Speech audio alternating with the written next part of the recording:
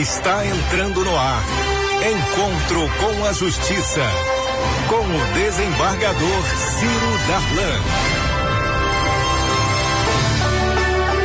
Bom dia, queridos ouvintes da Família FM. Que família bonita, que família grande, numa sexta-feira maravilhosa. Estamos aqui começando o nosso programa Encontro com a Justiça. Encontro com a Justiça de hoje para falar de um tema muito importante, um tema palpitante, um tema muito relevante.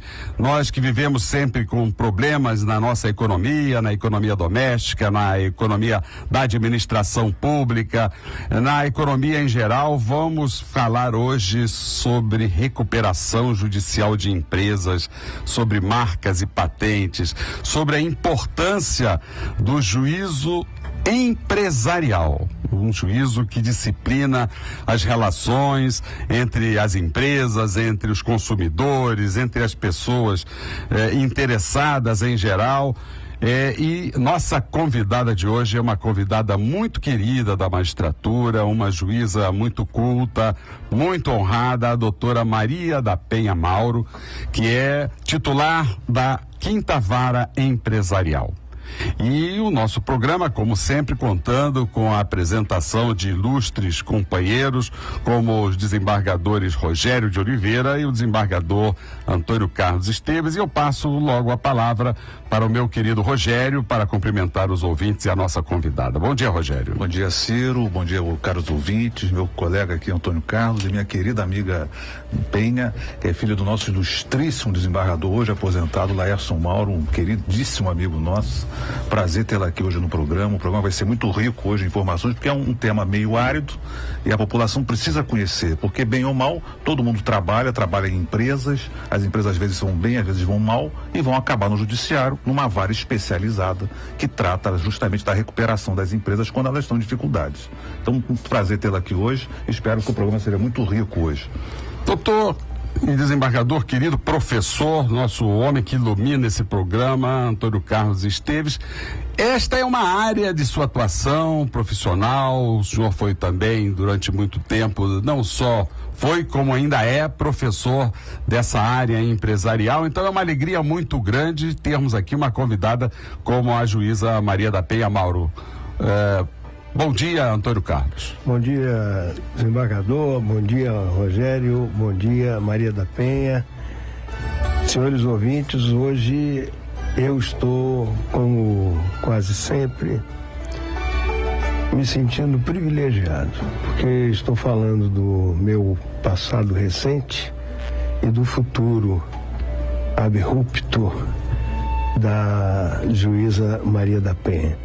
E para falar sobre algo que as pessoas tecnicamente talvez não alcancem, mas que quando a quitanda do seu Siqueira fecha a porta, todo mundo sabe o que é. Quando uma grande organização deixa de atender a população, como acontece tantas vezes, a população sabe o que é. E a doutora Maria da Penha está exercendo esse cargo que já foi de coveiro, hoje é de médico pediatra. Exatamente. Os nossos ouvintes podem e devem participar do nosso programa através dos telefones 30790952, 30790938 e depois podem assistir a gravação deste programa, o vídeo, no site www.redejuridicatv.com.br. Claro que os nossos ouvintes já estão sentindo a falta do nosso também apresentador querido João Batista Damasceno, que não está aqui entre nós hoje por um motivo muito importante. O doutor Damasceno é mediador dessa questão, deste conflito social envolvendo os desabrigados da OI, e que estão sendo abrigados na igreja Nossa Senhora de Loreto, através da intermediação do cardeal Dom Orani. E o doutor Damasceno está lá nos representando como juízes para a democracia, para viabilizar a mediação deste conflito social. E falando em conflito, juíza Maria da Penha Mauro, qual é a importância, quais são as atividades, quais são as causas mais comuns de uma vara empresarial? Bom dia, Maria da Penha, seja muito bem-vinda. Bom dia, desembargador Ciro Darlan, desembargador Rogério de Souza, desembargador Antônio Carlos Esteves Torres. Eu queria primeiro registrar o quanto me sinto honrada de ter sido convocada e de poder ter sido escolhida entre tantos outros colegas, talvez mais capacitados, para estar aqui hoje. É uma honra e eu gostaria de agradecer. Desejo bom dia a todos os ouvintes. E, enfim, em relação à minha vara, as varas empresariais hoje elas têm uma competência, são varas bastante especializadas e com competência centralizada nas questões, digamos assim, societárias.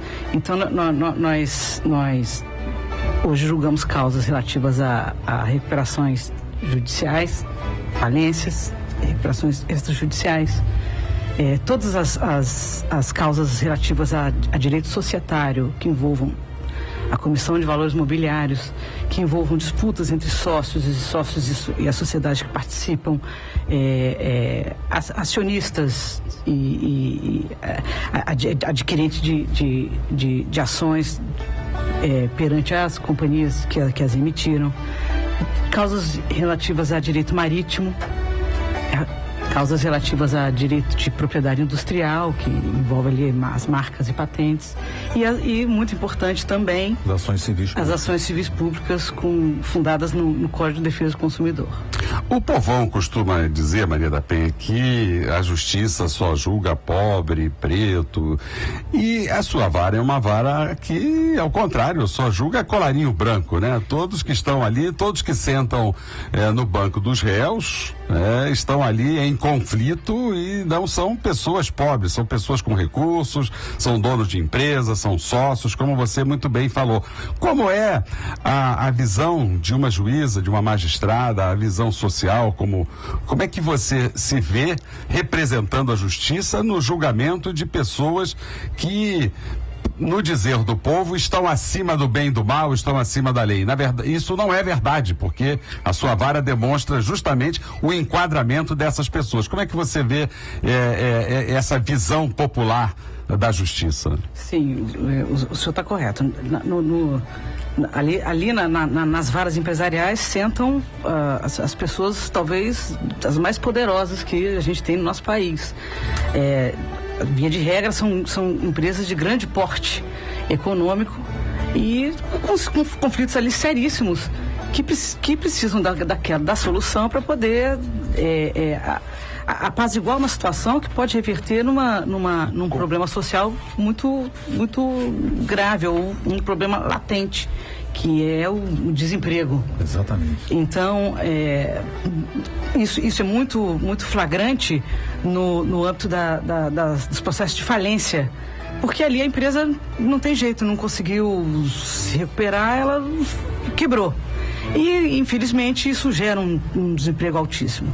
A contrapartida disso são as recuperações judiciais, que é a chance de se salvar essas grandes potências, porque passam ali pelas nossas varas, aqui no Rio de Janeiro, as empresas de maior porte. Que às vezes é um problema de gestão, né? De má gestão da empresa, que acaba quebrando a empresa. Exatamente. Às vezes o seu juiz reorganiza a empresa, né? Judicialmente. Com certeza. E é possível sim reorganizar, elas se recuperam sim, porque eu tenho ali casos bem-sucedidos e assim, que geram o salvamento de milhares de empregos. E de família, isso é muito importante. Exatamente. Eu estou embevecido aqui olhando a simplicidade com que a doutora juíza vai explicando. Uma voz doce, né? De quem está para fazer o bem, né? E aí, vejam bem, meus companheiros, o pobre, o preto e a prostituta, eles não entram na primeira linha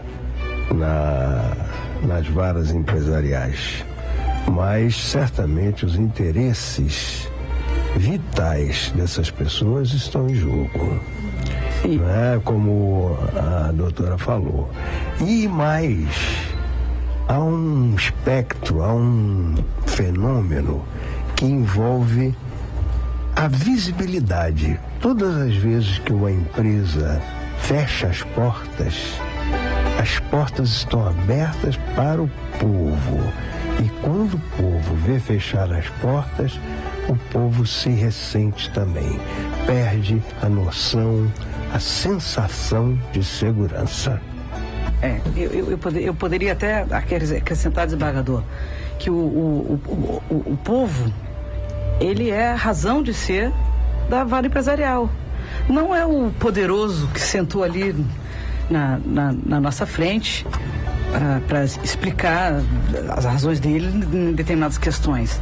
O importante, não só nos processos de falência, mas ainda nos processos de recuperação judicial, mas nas próprias disputas societárias. Porque a empresa, quando ela não anda bem, quando ela não tem harmonia entre seus sócios, seus participantes, ela provavelmente é uma empresa que vai ter comprometida a sua existência um pouquinho ali na frente. Porque se você não se entende para administrar, ela fica mal administrada ou sem administração nenhuma, e a tendência é que ela comece a falhar. Tirar uma dúvida, que talvez até os ouvintes tenham essa dúvida. Quando a empresa acaba por falir e não tem como recuperar, o crédito dos trabalhadores, dos empregados, ainda continua com o privilégio que sempre teve. Continua. É o primeiro a receber. É o primeiro a receber. Faz e isso um monte de dinheiro, foi mantida na nova legislação. Aliás, a Lei 11.101 de 2005, ela inverteu, porque o primeiro que vinha era o Estado.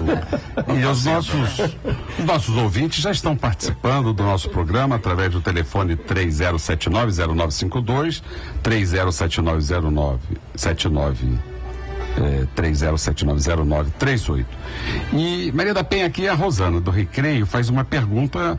Ela quer saber como fazer para patentear uma marca. Você pode orientá-la?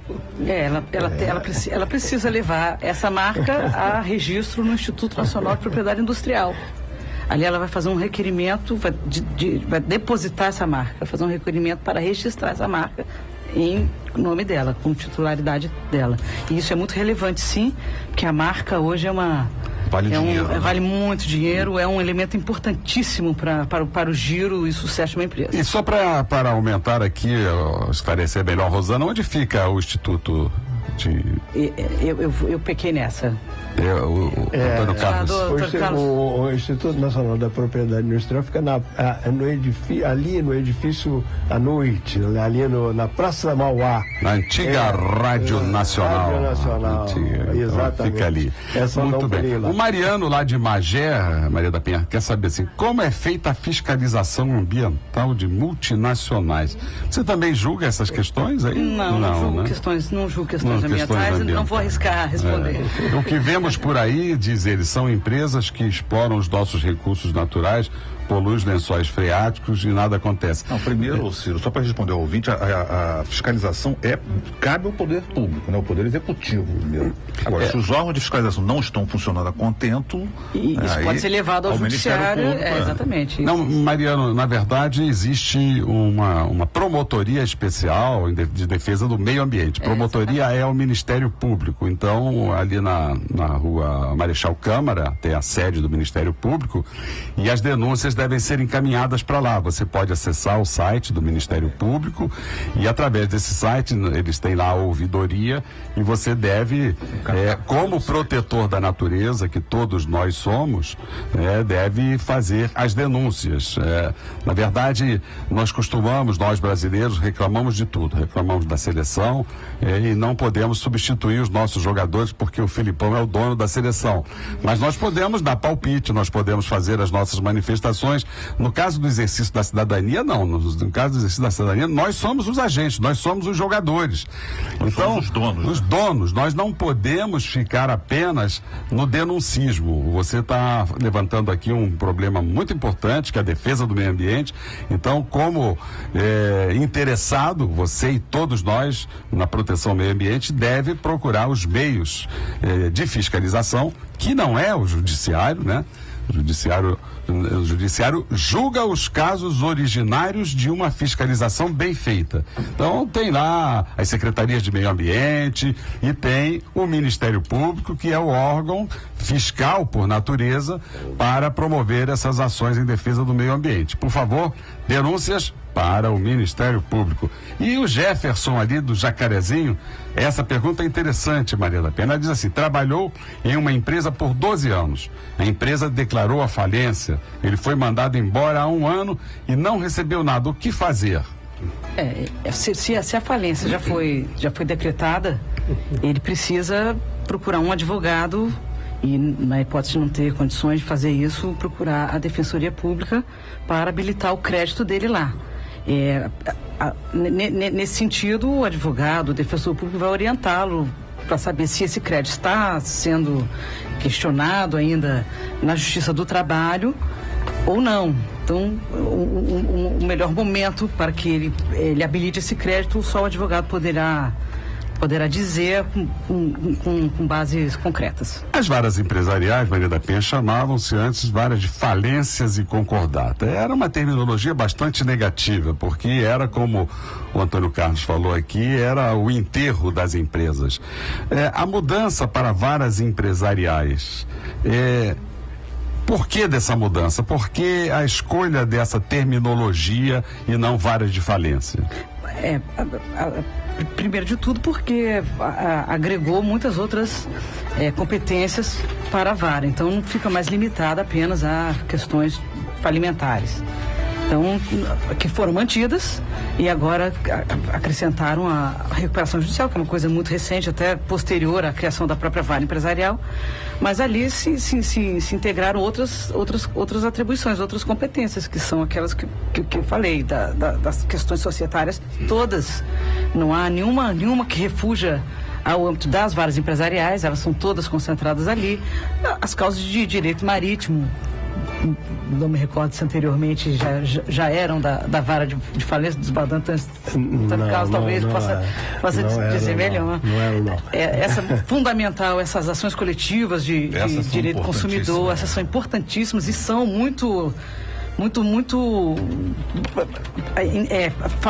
fazem parte, são grande parte da vara empresarial, são essas ações hoje em dia e quase todas, enfim, com uma finalidade muitíssimo importante. Tem as questões de marcas e patentes, que são também uma grande massa ali nas varas empresariais. É verdade. No tocante à mudança da competência e do nome, está no próprio espírito da lei que hoje, porque antigamente havia um decreto-lei chamado 7661, que era de 45, quando certamente os pais não eram nascidos aqui, mas eu era, porque eu sou de 43. O fato é que a 7661 se ocupava da falência, ou seja, ingressou na falência, ou mesmo na concordata, que era um meio de se recuperar a empresa antes dessas metodologias novas. Mas o fato é que hoje a lei 11.101, ela antecedeu a recuperação. Antes até topicamente aparece a recuperação, e se não der certo, aí é que vem a falência. Ou seja, é dar uma oportunidade, é acompanhar o tempo, porque nós temos que andar par e passo com a tecnologia, com a evolução. Hoje nós estamos diante de coisas inimagináveis. Na China existe um computador que faz 33 quatrilhões, eu não sei nem escrever isso, quatrilhões de operações, atenção, por segundo. Maria da Penha, o povo ouve muito falar nas falências famosas que ocorreram por aí, ou recuperações, melhor dizendo, recuperações de empresas, como o caso da Varig, que foi muito conhecida, e outras empresas, agora as empresas aí do Ike Batista e tudo. Qual é o papel da justiça na recuperação dessas empresas? O que o judiciário faz? Quais são os procedimentos que o judiciário incentiva e com que objetivos? Excelente pergunta, desembargador. É das que eu mais gosto, porque é a sensação de se deparar com uma empresa de grande porte, com essas que o senhor citou e outras tantas ali. E poder ser um instrumento para salvar, para preservar essa empresa. Preservar a empresa não é contentar o empresário que a conduz. Salvar a empresa é aquilo que a gente falou agora há pouco, é preservar o emprego, é preservar a capacidade de contribuição tributiva para o Estado, e isso gerar benefícios sociais para a população como um todo. Então, eu visto a camisa nas minhas recuperações, eu dentro da legalidade, evidentemente, eu procuro adotar todas as providências necessárias, cabíveis, para que aquela empresa alcance a recuperação. E se isso envolver afastar o mau empresário, a gente afasta, porque a lei prevê essa possibilidade. Dentro do contexto do plano de recuperação, o empresário que conduzia a empresa até então, ele pode ser afastado. E essa empresa, ela também pode virar uma terceira empresa, como tem caso ali na minha vara, que se criou uma unidade produtiva isolada e que recuperou, uma grande empresa do varejo, e recuperou, tá de vento em popa. E essa questão, desembargador, é poder preservar o emprego e depois ver essa empresa a todo vapor, aumentando essa capacidade de empregar novamente. Penha, só para complementar aqui, nós não vamos discutir o caso que ainda está em andamento, porque não nos cabe aqui.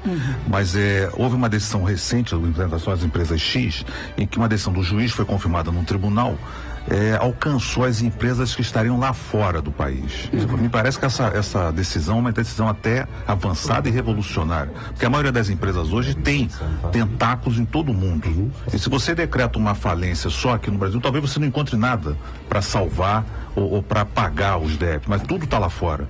Não sei se você não comentar o caso concreto, mas assim, essa decisão se realmente é um avanço Senador Rogério, eu acredito que sim. Porque foi o que disse, a gente precisa fazer o que for necessário para recuperar. Se você deixa de adotar uma determinada decisão por um certo rigor de formalismo, você corre o risco de levar essa empresa à quebra.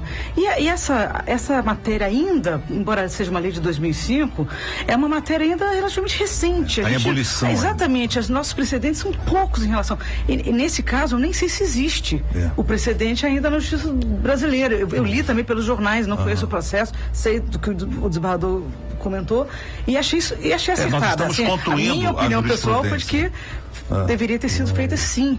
É preciso procurar salvar a empresa. E se você salva um pedaço dela e a parte fundamental dela, que não está aqui, pode gerar o risco de falência dessa empresa, então não adianta o processo que está aqui. Exatamente. Você não tem que fazer. A Constituição Nacional, ela preserva os tratados de que o Brasil seja signatário, né? E nós temos diversos convênios com outros países, infelizmente não com talvez o que mais nos interessasse, que seria os Estados Unidos da América do Norte, onde até para citar alguém você tem que usar a tal carta rogatória, que dá um trabalho danado. Mas o fato é que hoje nós temos um caminho que é o direito consumidor. O direito consumidor, ele nos propicia alcançar as empresas onde elas tiverem sede, onde elas tiverem sucursais. Então não precisa incomodar o juiz francês, o juiz americano, se a empresa tiver alguma coisa aqui. Isso na hipótese do direito consumidor. Agora, no direito empresarial puro, aquele que foge das amarras do direito consumidor, este é um problema que, por isso, as sociedades, quando elas se localizam no Brasil, têm sede no Brasil, elas ingressam no regime nosso, né? No regime positivo nosso. Exatamente. Porque as empresas hoje elas são globais, né? O direito empresarial é um direito internacional hoje. É verdade. A própria lei, perdão, desembargador, a própria a legislação, a lei 11.101, ela prevê a possibilidade de pedir a recuperação judicial à empresa que seja estrangeira, mas com filial no Brasil. Não é isso? Esse é o programa Encontro com a Justiça e hoje nós estamos falando sobre recuperação judicial de empresas, sobre marcas e patentes com a juíza Maria da Penha Mauro.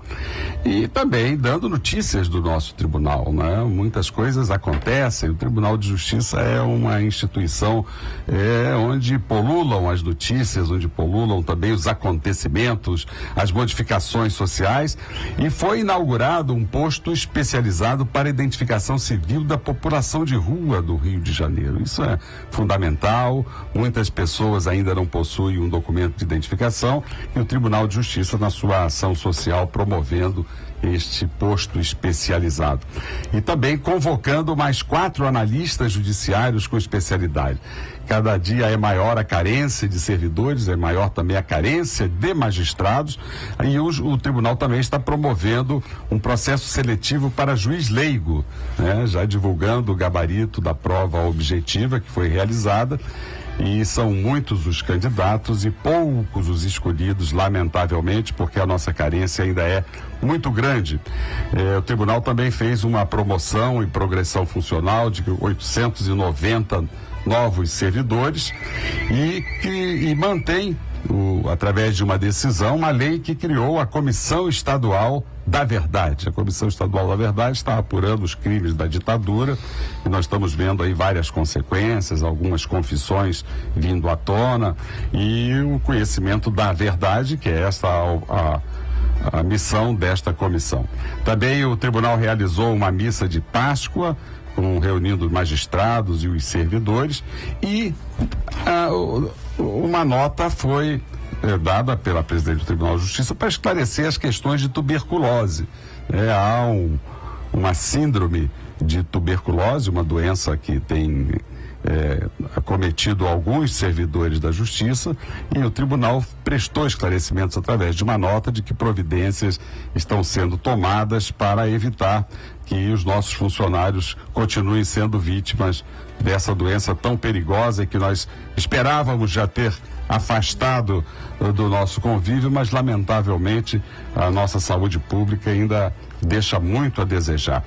A Luísa de Pilares, ela está perguntando aqui para todos nós, né? Qual é a diferença, melhor direcionada para Maria da Penha, entre uma causa trabalhista e uma causa empresarial? Na verdade, a Luísa quer saber qual é a interface, onde é que elas se encontram, interesses trabalhistas com as causas empresariais. Antes de a doutora juíza responder, veja, Maria da Penha, que coisa linda, porque o direito do trabalho tem muito a ver com as empresas, porque no mais das vezes o réu de uma reclamação é uma empresa, no mais das vezes é uma empresa. Veja que a sensibilidade do cidadão, ela está à flor da pele, ela acabou de nos dar um caminho técnico entre a reclamação trabalhista e as causas empresariais. Desculpe a interferência. Sempre muito pertinente. E foi o que o senhor falou, desembargador. O réu de uma reclamação trabalhista é uma empresa. E essa empresa pode estar em recuperação judicial ou até já com falência decretada. Nesse caso, sim, vai existir uma ligação, porque esse crédito que ela está ali pleiteando na Justiça do Trabalho pode ser, certamente será levado para um desses processos, ou para a recuperação judicial, ou para o processo de falência, dependendo da circunstância. Quem vai pagar, na verdade, é a vara empresarial, né? É a vara empresarial. Ela quer saber talvez isso. E com privilégio, né? É um crédito privilegiado ainda, né?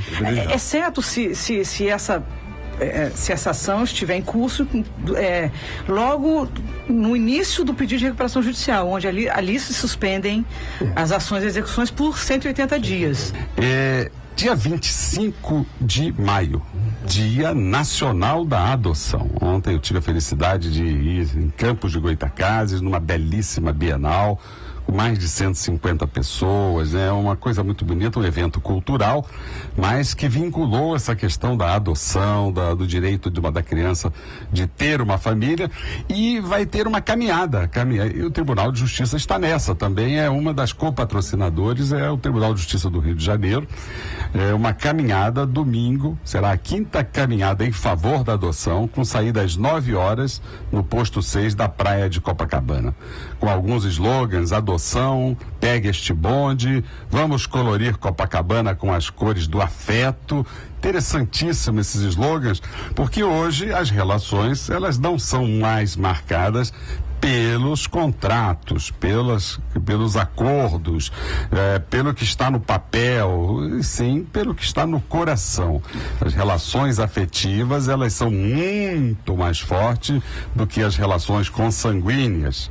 Não adianta nada você gerar uma criança se você não adotar essa criança pelo seu coração, pelo seu afeto.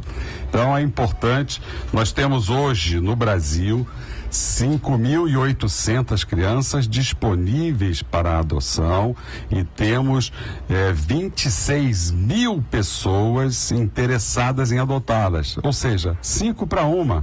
Por que essa conta não fecha? O preconceito impede que essa conta feche.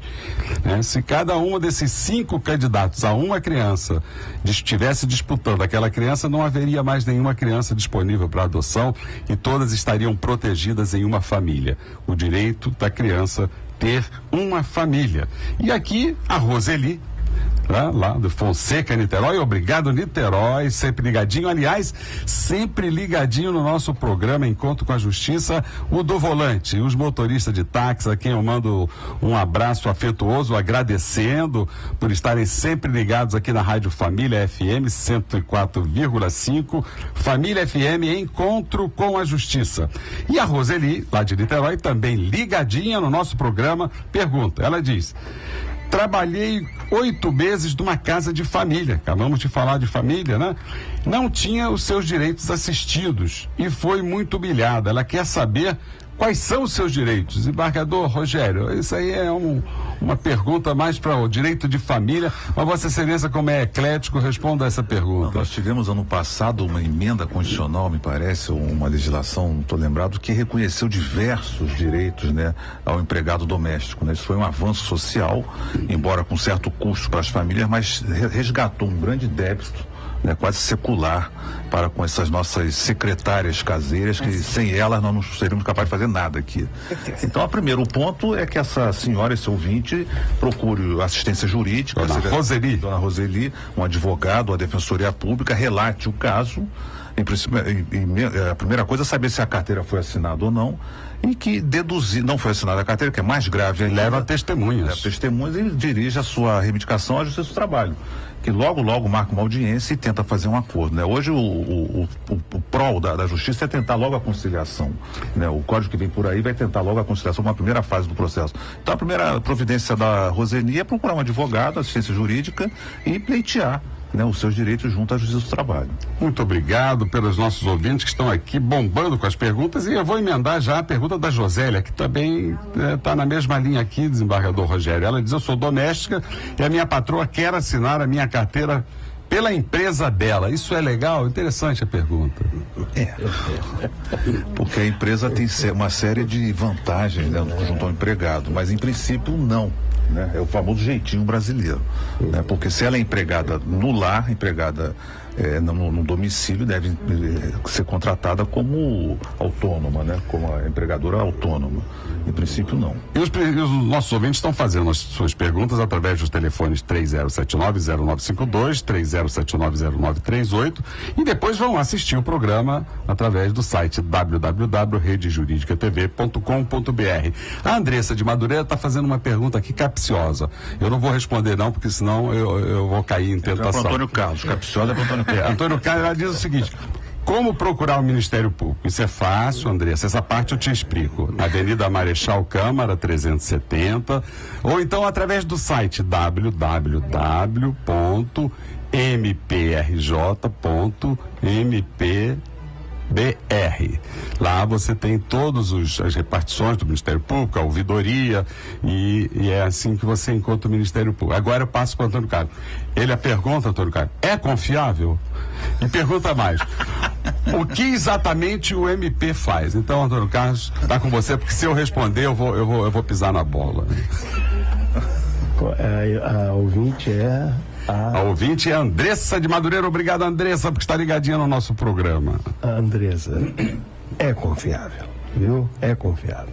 É você em todas as organizações, em todos os segmentos sociais, aqui e ali você vai encontrar alguém que não mereça a sua opinião, mas a instituição, o Ministério Público, que a esmagadora maioria dos seus integrantes, esses dois, esse conluio não seria a palavra, mas essa associação entre a instituição e seus elementos é plenamente confiável.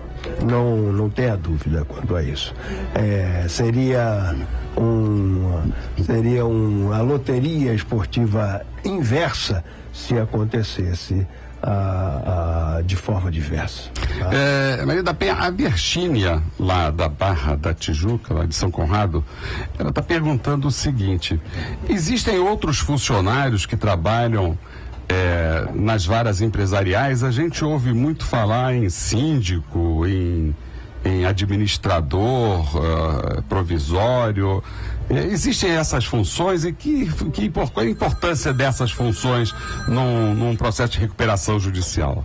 Boa pergunta, Virgínia. Virgínia, não são funcionários da vara empresarial, não integram o quadro do Poder Judiciário, mas são profissionais nomeados pelo juiz nos processos de falência e de recuperação judicial. Na recuperação judicial, é o profissional advogado, o economista, a empresa especializada que vai conduzir o processo como elemento de confiança do juízo. Em que sentido? Listando os credores, conferindo os créditos que a empresa que requer a recuperação está apresentando, publica esse quadro de credores. Num momento posterior de aprovação do plano de recuperação judicial, ele fiscaliza as atividades da empresa, ele fiscaliza o cumprimento do plano, ou seja, é um elemento fundamental para o juízo que conduz à recuperação judicial. E no processo de falência, antigamente, na legislação antiga, que era o Decreto-Lei 7661 de 45, se chamava síndico. E essa nomenclatura foi alterada com a nova legislação, que é a Lei 11.101 de 2005, foi alterada para administrador judicial. Então, o administrador judicial na falência é o síndico da falência na lei anterior. As funções dele são sempre de auxiliar o juízo e conduzir a massa falida, a arrecadação dos bens que compunham o patrimônio da empresa que teve a falência decretada. Ele transforma esses bens em recursos para a massa através da alienação desses bens, com evidentemente avaliação e autorização judicial, sob fiscalização do Ministério Público e do próprio falido, dos credores em geral. Ele vai conduzindo o processo ao seu desfecho, qual seja fazer o dinheiro para poder pagar os credores. Maria da Penha, nós fomos um pouco preconceituosos quando começamos o nosso programa e falamos aqui que geralmente os clientes das varas empresariais são os clientes de colarinho branco. A CUFA, a Central Única de Favelas, e o Altair está aqui, vou dar a palavra para ele explicar, fez uma pesquisa muito interessante. Eu passo aqui para os nossos ouvintes alguns dados dessa pesquisa. Por exemplo, que o Brasil tem quase 12 milhões de pessoas morando na favela. Quase 12 milhões de pessoas, 11 milhões e 700 mil, representa a 5ª maior população de um estado brasileiro. E mais importante é o crescimento do empreendedorismo empresarial nas favelas do Brasil, onde circula anualmente 63,2 bilhões de reais, o que representa mais da economia dos nossos irmãos bolivianos e paraguaios. Portanto, Altair, há negócios do bem nas favelas? O que você nos explica sobre essa pesquisa recentemente realizada, já que o nosso programa está tratando da questão da vara empresarial? E lá também há problemas com empresas. Bom dia, Altair. Bom dia, doutor Ciro. Bom dia aos amigos na mesa. Essa pesquisa mostra pra gente, de fato, né, as possibilidades que a gente encontrou através dessa pesquisa dentro das comunidades no Brasil. E a partir dessa pesquisa a gente conseguiu encontrar, por um domínio de um território, encontrar grandes líderes, grandes lideranças, alguns empreendedores, outros com interesse de se formar empreendedores. A partir dessa identificação e do domínio desse território, nós buscamos então as empresas e os parceiros da CUFA anteriormente para começar a levar negócios para essas comunidades. Então a gente criou parcerias. A primeira foi com o Data Popular, criamos o Data Favela, que nos deu os dados necessários para encontrar o interesse dos moradores dessas comunidades, o acesso a produtos e ações, na verdade, que pudessem movimentar a economia daquelas comunidades. E aí a gente entrou em parceria com a P&G. Hoje nós temos um projeto chamado Sub10, que são subdistribuidores dos produtos da P&G dentro de favela. Com essa pesquisa a gente o que é P&G, para o ouvinte saber? É Procter & Gamble, né, grande dona da Gillette, Pantene e outros produtos mais. Então a gente entendeu que esses produtos não chegavam nessas comunidades. E hoje a gente distribui, estamos fazendo um modelo diretamente em 4 comunidades, e aí o rapaz vai lá todo com o uniforme da P&G, com o carro, com um triciclo da própria P&G, vendendo e distribuindo esses produtos dentro dessas comunidades. A gente está iniciando uma parceria também agora com a Raspadinha do Rio. Através dessa pesquisa a gente percebeu que não tinha e havia um interesse muito grande com a Raspadinha do Rio.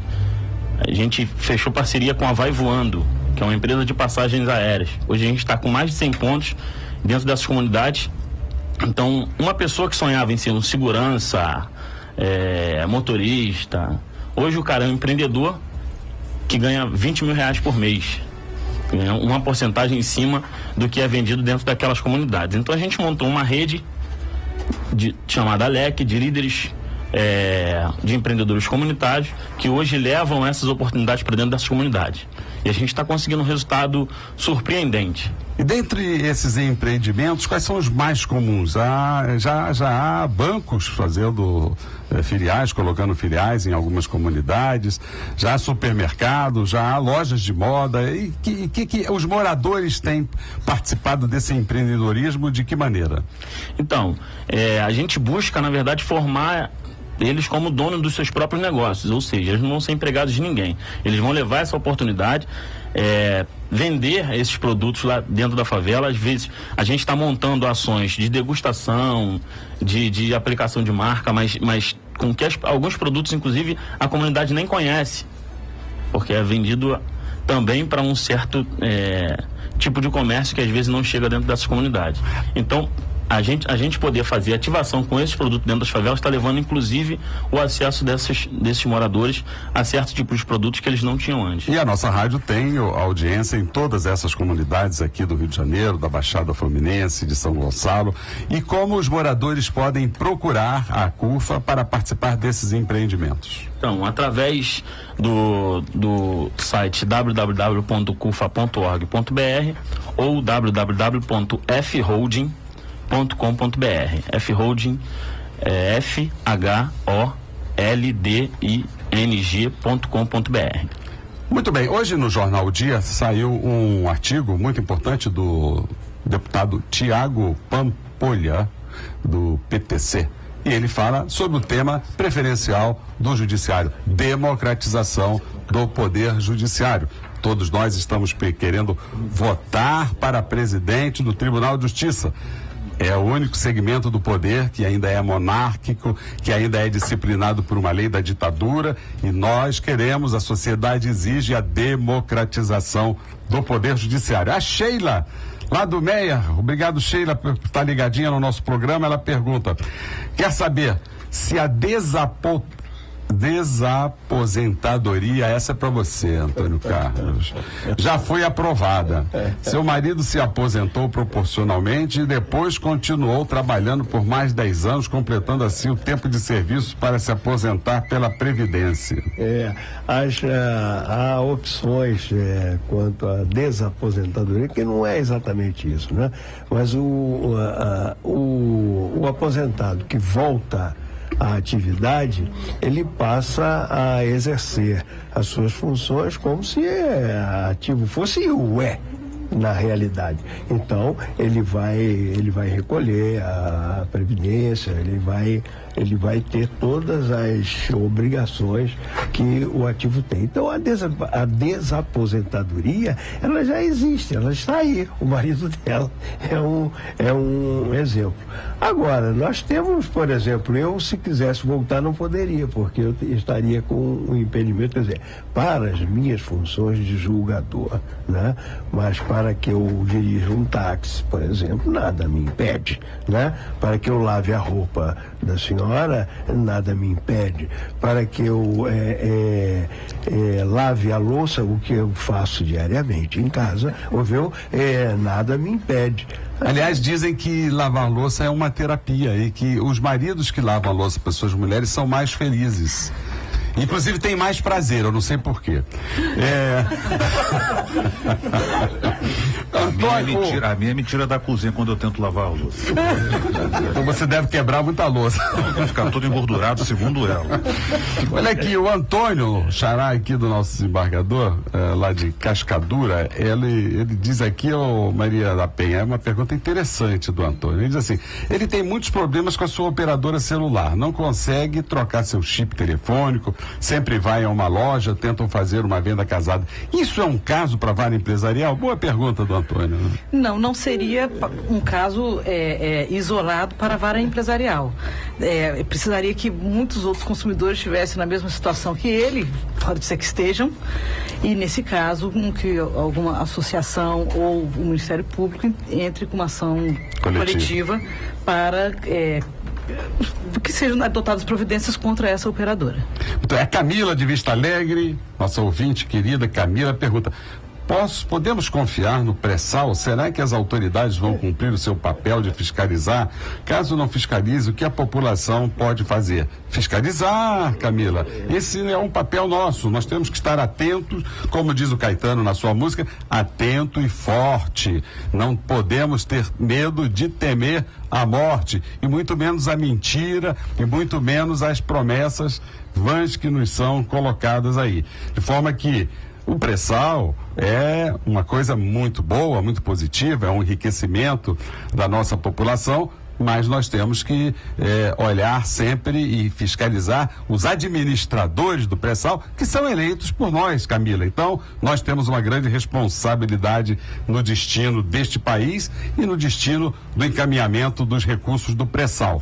A Joana de Tribobó diz assim: trabalhou num consultório dentário em 2009 e não pagaram os direitos. Ela colocou a clínica na justiça e fez um acordo no valor dividido em 3 vezes. Não cumpriram o acordo e não pagaram a multa até hoje, não recebeu nada. Está com medo, pois foi ameaçada pelo ex-patrão, que disse que vai fazer de tudo, entre aspas, para não pagar. Joana, não tenha medo desses valentões. Esses valentões, quando chegam na vara da justiça, eles sentam e a gente fica com pena desses valentões. Então, não desista dos seus direitos, não dê colher de chá para esses camaradas que ameaçam, porque essas ameaças aí, cachorro que ladra não morde. De maneira que... Desembargador, talvez fosse importante dizer a Joana, se as ameaças estão sendo efetivas, dê um pulinho na delegacia, registre essa notícia, porque vai ser melhor para no futuro, se houver alguma coisa, a justiça poder funcionar melhor. E o Jonas lá de Copacabana, obrigado Jonas pela audiência. Ele diz: trabalhei numa empresa informal durante 6 meses, fui mandado embora. Posso entrar na justiça por algum direito? Evidente, Jonas. Você tem o direito aí, é evidente, se não foram respeitados os seus direitos. Você disse que trabalhou durante 6 meses e foi mandado embora. Se foi mandado embora por uma causa justa, seus direitos serão uns ou nenhum. Se era contrato temporário também. Se era contrato temporário, quer dizer, isso tudo tem que ver, Jonas, mas não deixe de consultar um advogado, a Defensoria Pública, ou o próprio Ministério do Trabalho, que eles têm lá um departamento de orientação ao trabalhador. Altair, esse empreendimento na CUFA tem dado bons resultados, muitos trabalhos, você já tem números disso aí?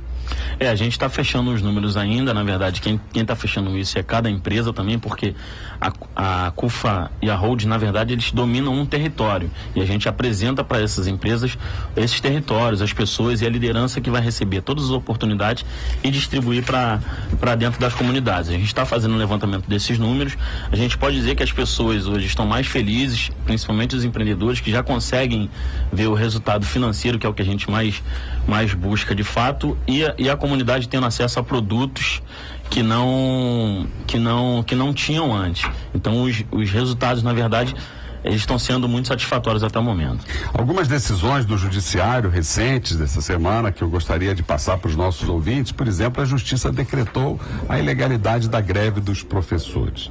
A greve é um direito constitucional, mas a lei exige alguns requisitos que devem ser cumpridos. Deixa eu só aproveitar do Altair aqui, no bom sentido, né, já que a CUFA hoje é uma entidade representativa, né, das comunidades. Muito se diz sobre a questão das UPPs, porque diz que tudo começou a partir da UPP e não é verdade, né? Já tinha empreendedorismo nas favelas antes das UPPs. Melhorou com a UPP ou não? Houve modificação? Pra gente, na verdade, não teve muito impacto porque o desenvolvimento já acontecia lá dentro. É lógico que o grande objetivo da UPP, que é a diminuição do poder bélico das armas e tal, isso logicamente faz diferença, né, no comportamento das pessoas, na tranquilidade das pessoas. E isso interfere em si nesse sentido. Mas com relação aos negócios, a gente tem caminhado independente disso. Mas se você quiser uma resposta, digamos assim, musicada, o último rap do MV Bill responde a essa pergunta. MV Bill é um grande líder comunitário, fundador da CUFA, e ele acaba de lançar no mercado uma música onde ele mostra toda a sua descrença nas UPPs. Ele que foi um estimulador das UPPs, acreditou no primeiro momento, hoje ele e grande parte da comunidade é decepcionada com essa regra. Isto por quê? Porque a polícia chegou, mas não chegou a justiça social, não chegaram as escolas, não chegaram Só chegou o Estado policial. Só chegou o Estado policial. E o Estado policial não é bom em lugar nenhum, né? Veja só a notícia que está no jornal de hoje, né? A unidade do DEGASE, o DEGASE é o departamento que aplica medidas socioeducativas aos adolescentes infratores. Lá de Santa Cruz, faltou gás. E aí, o que o juiz da infância e da juventude fez? E, a meu ver, muito bem. Liberou todos os adolescentes que estavam ali. Porque a justiça condena a privação de liberdade, não a pena de morte. E como faltou gás, né? Não havia como matá-los, pelo menos com gás, né? De forma que o juiz achou por bem e fez justiça liberar aqueles jovens que estavam ali. E eu fico pensando, se nós começarmos a aplicar a falta de dignidade nas nossas prisões, vamos ter que soltar todos, não é isso, desembargador Antônio Carlos? Já está de uma certa forma acontecendo isso. Já está de uma certa forma acontecendo isso. Mas desembargador, eu não posso deixar de mencionar dois, já estamos quase no final, e eu vou sugerir ao condutor do programa, o nosso desembargador Ciro Darlan, que veja a possibilidade de nós fazermos um programa só sobre o UPP e, para o nosso querido companheiro que chegou aqui, eu não posso deixar, por uma questão de justiça, pedir a ele que diga: o SEBRAE está ajudando? O SEBRAE é um grande parceiro nosso em muitas das coisas que a gente sempre desenvolveu ao longo do tempo, e nesse momento ele está mais próximo para formalizar os negócios, né, dentro dessas comunidades. Sebrae é um grande parceiro em muitas ações, e nessas ações ele está bem perto também. Desembargador, matar uma curiosidade, Altair.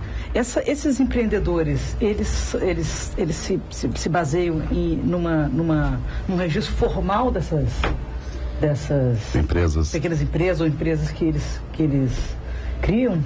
Ou ainda há muita informalidade?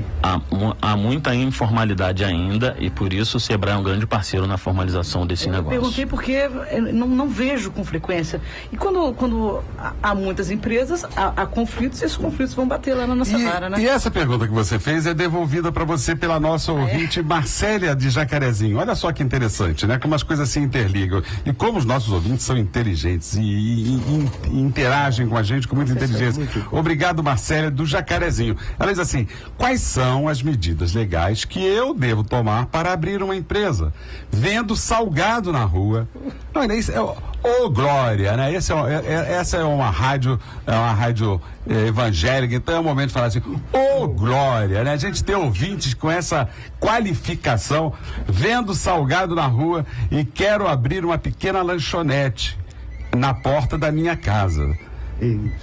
Devo abrir um CNPJ para isso? Como eu devo fazer para abrir essa pequena empresa?